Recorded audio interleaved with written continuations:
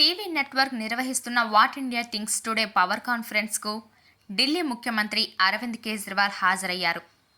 ఈ సందర్భంగా మద్యం కుంభకోణానికి సంబంధించి పలు ఆసక్తికర విషయాలు పంచుకున్నారు. మద్యం కుంభకోణం కేసు 2 ఏళ్లుగా నడుస్తుందన్నారు. ఈ కేసులో ఈడీ 1000కి పైగా దాడులు నిర్వహించిందని, తనను జైలుకు పంపడమే కేంద్ర ప్రభుత్వ లక్ష్యమని కేజ్రీవాల్ అన్నారు.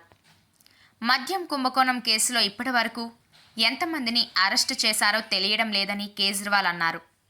ఈ కేసులో ఈడీ ఇప్పటివరకు డబ్బును రికవరీ చేయలేదన్నారు.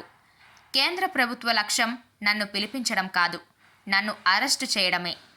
దీనిని దేశం మొత్తం చూస్తోంది. ఢిల్లీలోని స్లమ్ కాలనీలో పనిచేస్తున్న కొంతమంది వాలంటీర్ల నుంచి నాకు కాల్ వచ్చింది.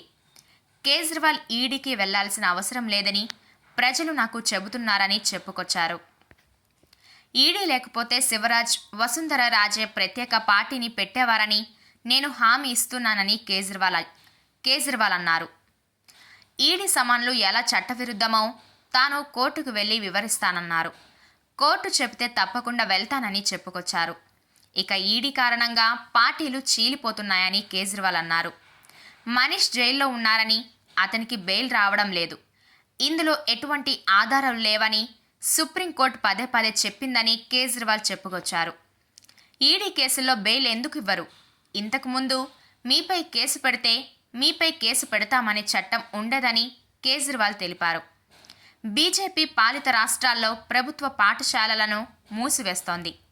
పాఠశాలలు ఎలా నిర్మించాలో నాకు తెలుసు, మంచి విద్యను ఎలా అందించాలో తనకు తెలుసని కేజ్రీవాల్ చెప్పుకొచ్చారు.